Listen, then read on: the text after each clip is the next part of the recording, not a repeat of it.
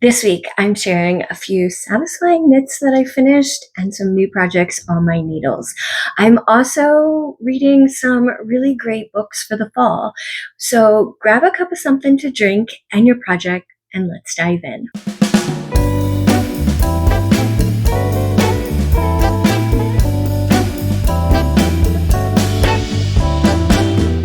Hey there, fiber friends. Welcome back. If you are new here, my name is Melissa. I am the dyer behind Rising Tide Fiber Company, and this is my little corner of the internet where I talk about all my makes, what I'm reading, what I'm watching, that sort of thing. So let's start with finished objects. I recently finished my Nightlight Shawl by Andrea Mowry.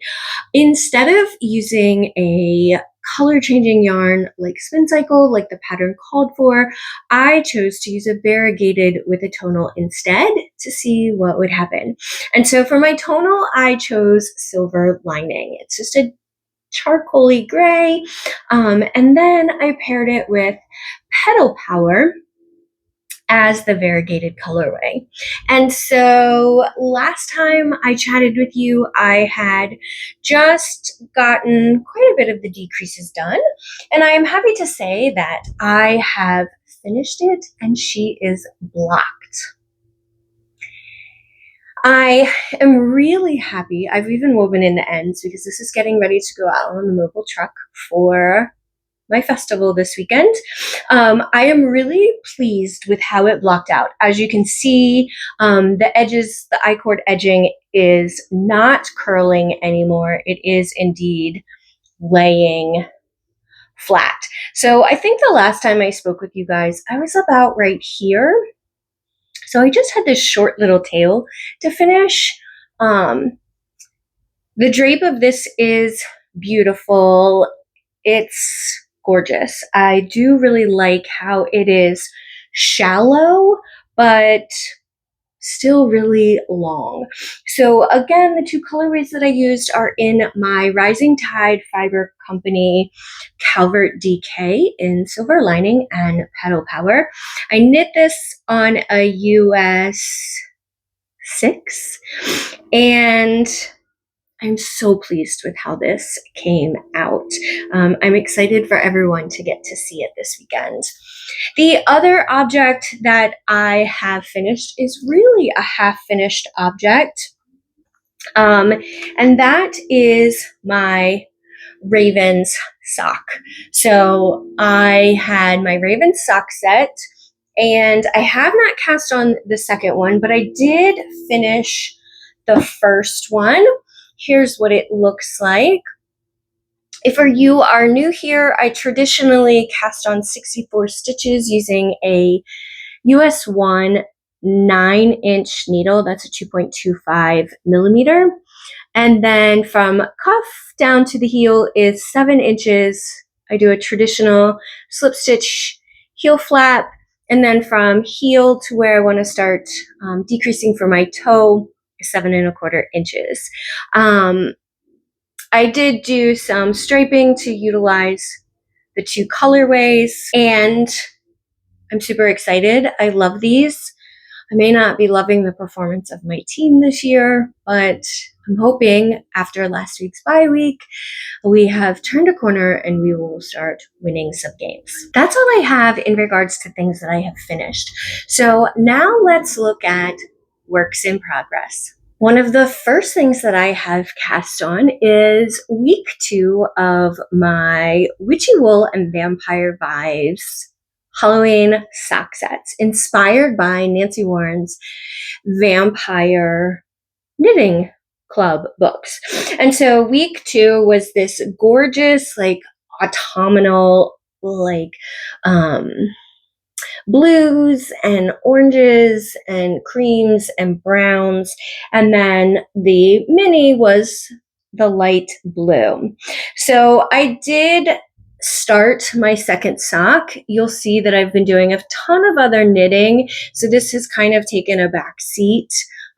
We are in week 3 of October, so I am definitely behind, but mine are DK weight socks. So in this instance, I'm using a US 3 9-inch needle I cast on 48 stitches. I'll probably do a 5 or 6 inch leg before I turn for my heel. I do really love this color palette. This is one of my favorites in the set. So I'm excited. I do love a DK weight sock. They're not like everyday socks for me, but they are definitely socks that I like to wear, say when I'm wearing like boots. So not a whole lot of progress on that, but I am loving it. Next is progress on my Ever After vest. And so I have been using, I don't have very much of it, but I've been using Petal Power, which again, it looks like this in the skein. It's the same colorway that I used in my Nightlight shawl.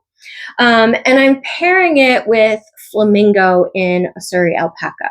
So this is what the two of them look like. I only have this much left in my cake, which is why I have a full skein I haven't wound up.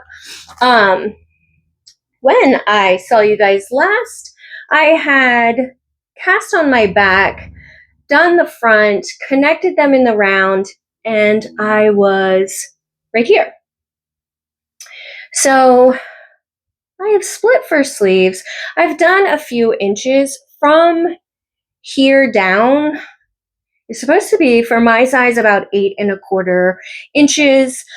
When I get to that 8¼ inches, I will then try it on. I'll use some try-on tubing at the ends of my needles, and I'll try this on and get a feel for where it's hitting me. I know that 8¼ doesn't sound like a lot, and the hem is supposed to be another inch. So 9¼ inches of fabric down the side. I have a little bit more going on up top. So sometimes that will somewhat elevate sweaters a little bit. I'm opting not to do, I didn't do any bust starts, and I'm not opting to do any waist shaping because I want a boxier style. So I will probably try this on with like a button down and see where it's hitting me. I don't want it as long as a traditional sweater, which for me is usually around 13 or 14 inches is what I like, because I definitely want room for whatever I'm wearing under it to have a couple inches of fabric at the bottom. But I'm not sure if I'm going to like where 9¼ inches hits me. So if anything, I might do an extra inch of fabric, but I'm definitely making a lot of progress. And then I just have to go back and pick up the neck and pick up the arm stitches, and then it'll be finished. So this is incredibly soft. I am really pleased with how the Surrey is kind of watering down the look of that variegated. And I think the speckles are definitely adding some interest to the sweater. So it'll be really great to wear over not just something that's white, but I'll be able to get away with wearing it with darker colors because of the darker speckles in it. So loving that. Test knit for Clair Jackson of Perfectly Knotted. The other test knit is I have finally started my Flannel Crush for Samantha Guerin. It's another test knit. I'm very excited. It also requires a spin cycle type yarn, and I had done the Metamorphic a couple years ago. I actually finished it. It just needed like one sleeve finished. I did that the end of last year. I think it was the beginning of this year I did that. And so I had 92 grams of this skein of Feeder Brook Farm Entropy DK. As you can see, it is a lot of purples and grays and blacks. And when I did my Metamorphic, I did it with like a dark eggplanty purple so that the sweater, because you were alternating every round of that sweater, it looked a little more monochromatic and not quite so drastic. And I have dyed a colorway on my Rising Tide Calvert Sport. I have not named this colorway. It's not a colorway in my normal lineup, but I did dye it to specifically go with this colorway. I knew that I wanted some sort of pink, but not like bright bubblegum type pink like the flamingo, because I knew that that would be too harsh with all the purples and grays going on in this. So this mauve pink, I think, really serves it well. It still feels a little bit monochromatic. I have started it, and it's sort of like what I think her grid, Samantha Guerin's Grid Gambit was, and even Andrea Mowry's bandana cowls, like the Traveler's Cowl. They all kind of start in a corner and work their way down. And as you can see, mine has started. I haven't gotten very far, but I've gotten through some grays, and I'm starting to get into those mauves. The gray is going to be back behind my neck because it is a bandana cowl. So I don't think we're going to see a ton of that gray, which is kind of a shame because it is really pretty with the mauve. I'm actually really loving this. Right now in that gray, I think you're not really seeing the detail so much. I think once I get down in these purples, you'll begin to see the patterning come out a little bit better. I'm really excited for this. It is a test knit. I suspect this pattern will come out sometime around Thanksgiving. Our deadline to have it finished is November 19th, which is why I think it'll come out shortly after that. So maybe beginning of December. Really fun knit so far. It's beginning to become intuitive for me. So I'm liking this. I'm liking how this color is blending. I think like I said, we're going to get into some harsher purples and blacks, but I think it's going to work out well. So I'm excited. I should have plenty, even though I don't have a whole skein. It says I needed 195 yards of a sport weight. This is Frederick Farms Entropy DK. I tend to substitute it for sport weight because every once in a while it has some thick and thin sections. So we'll see. I love Frederick Farm Entropy DK. They are local to me. They are in Baltimore County. That is everything that I have been knitting. I haven't been crocheting. I have been starting to get that itch to pick up my crochet hook again and maybe start to work on some granny squares to start working on my Taylor Swift Advent blanket. But we'll see. I'm not quite there yet. Now let's talk about what I've been reading. So recently, in the last week, I have finished Famous Last Words by Gillian McAllister. This was one fast-paced thriller for me. In this book, we are following Camilla, and Camilla has recently had a baby. She has finished up her maternity leave and she's heading back to work. So it's the morning of dropping her baby off at daycare, and she returns to work and she learns that there's some sort of hostage situation in London. It takes place in the UK. And her husband is involved. She's like notified by the police that her husband is involved in this hostage situation. But it turns out that he's not one of the hostages. He's the gunman. And so essentially CCTV shows him killing two people. And so that is what this whole book is kind of surrounds, is the mystery of how did her sweet, loving husband just kill two people? And so this moves really fast. I thoroughly enjoyed this book.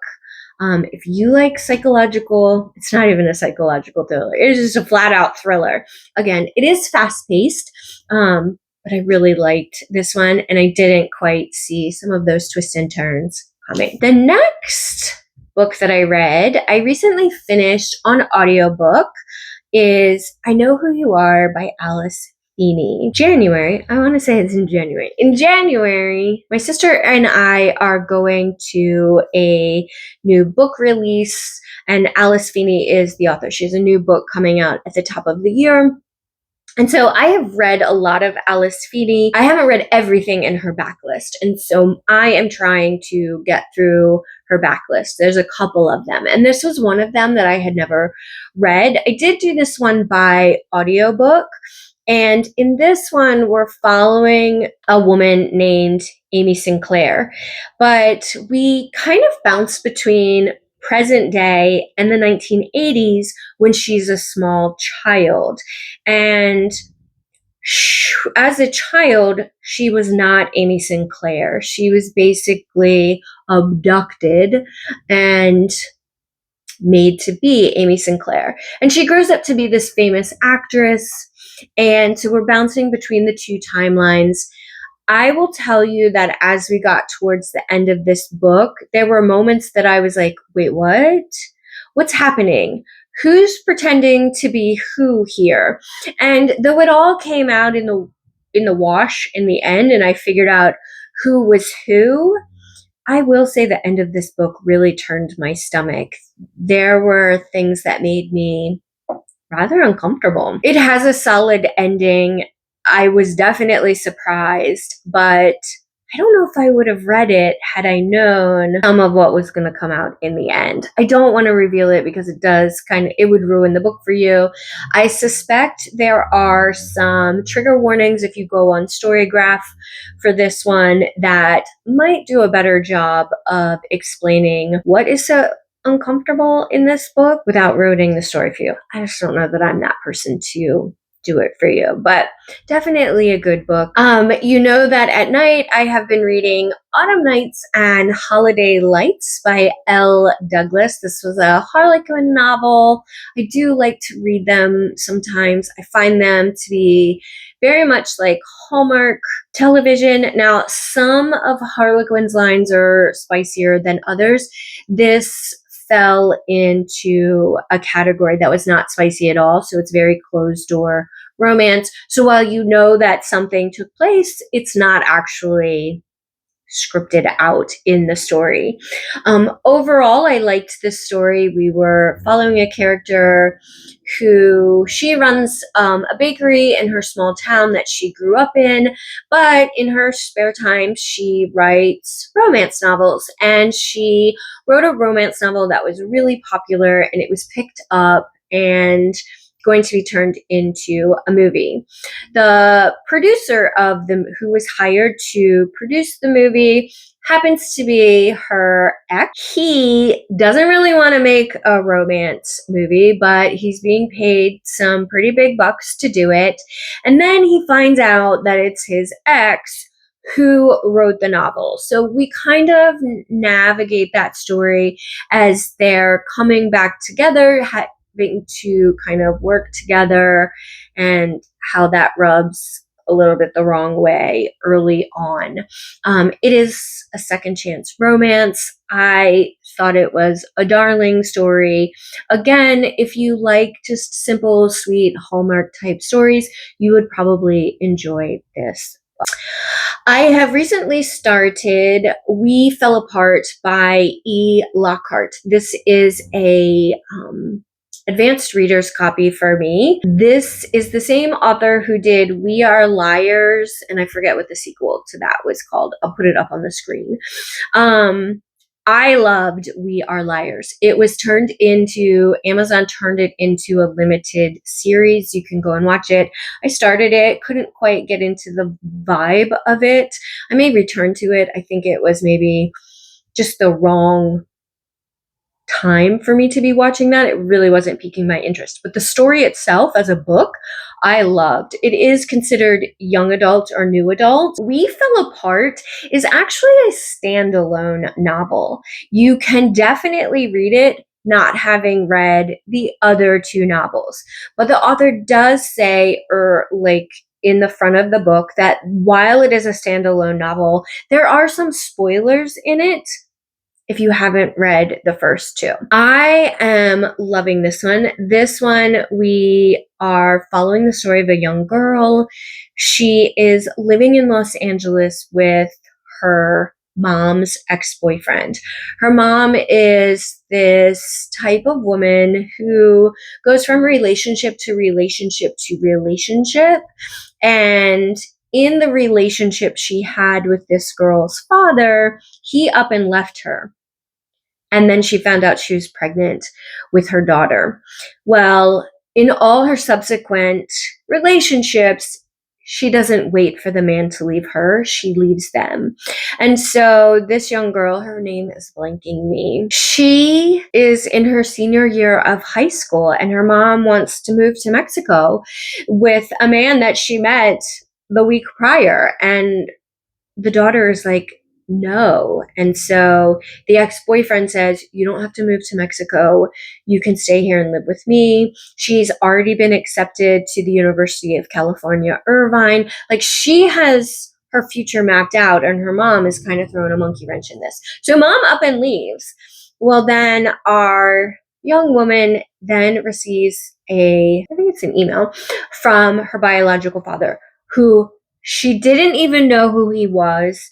She basically didn't know that he even still existed, and he's invited her to come meet him, and he has a painting for her. And it turns out he is this super uber famous painter, and the painting that he wants to give her is one that he has done of her. I guess he found a picture on her Instagram, and it's worth like $2 million. And so she goes to where he lives. He's not there, but she meets like a sibling, like a half sibling, and all these other characters. And we really spend the heart of this book as she's navigating to this new life. She's kind of leading while she's at her father's castle on what seems to be sort of like an island. I'm a little over halfway through it. I have some ideas of where I think this story is going, but I'm not completely sure. I know in the novel We Were Liars, that first one, it was like whiplash. I didn't see anything coming.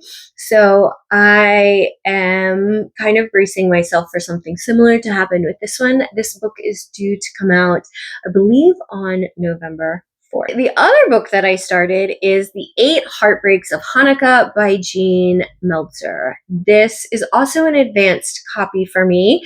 I have it in audio and in ebook, so I'm kind of bouncing between the two. I am loving the narrators for the audio version of it. I would have to double check, but I'm almost certain they are the same narrators that Jean Meltzer used for her previous novel, The Matzo Ball. I adored that book. The 8 Heartbreaks of Hanukkah, I am definitely getting into it, but it's taking me a bit. I want to say I'm about 70% through. Essentially, our main character, she's producing this Christmas extravaganza on A Christmas Carol. During rehearsal one day, she basically gets knocked down by a piano, and she suffers some kind of what we suspect is a concussion. She's blowing it off as a migraine since she's a longtime migraine sufferer, and she's taken to like sick bay, and it turns out that the medical professional that is in sick bay on this movie set is, lo and behold, her ex-husband. And so once again, it's a second chance romance. But in the midst of this, the 8 Heartbreaks of Hanukkah, instead of being visited by, past, present, and future, like in Dickens' Christmas Carol, she's visited by 8 different spirits that are taking her back to 8 different heartbreaks in her life. And again, the premise sounded interesting to me. It started off a little weak for me. I think that was more me than the author, because I really had difficulty wrapping my head around it at first. But now that I'm kind of in the groove and we're really sinking into some really serious heartbreaks, like experiencing the death of her father, she lost a pregnancy around that 20-week mark. Like, there's some really heavy topics in this. So I think I'm like on number 6 of the heartbreaks. So I am definitely interested to finish this one soon. I do believe that this one came out this week on the 21st.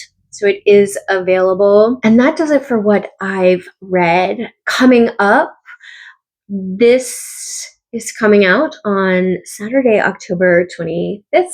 I will be at the Frederick Fiber Festival. So if you are local to the area and you want to swing on by the festival, if it's within a couple hours drive of you, it is a great event. I can't wait to see many of you on the mobile yarn truck. And if you don't have plans, but you want to head on out, it will be a beautiful day. It is from 9 to 4. It is free admission. There are plenty of vendors, including vendors for maybe your spouse or significant other. If they're not into the yarn and fiber world, there's also plenty of things for the kids to do. So I hope you'll come out and see me. Say hi in the comments. Tell me what you're knitting or reading this week. I'd love to hear what's on your needles. And if you're not up for commenting, I'd still love to know that you made it through the whole entire video, so you can just leave me a smiley face in the comments. And until next time, friends, happy making and happy reading.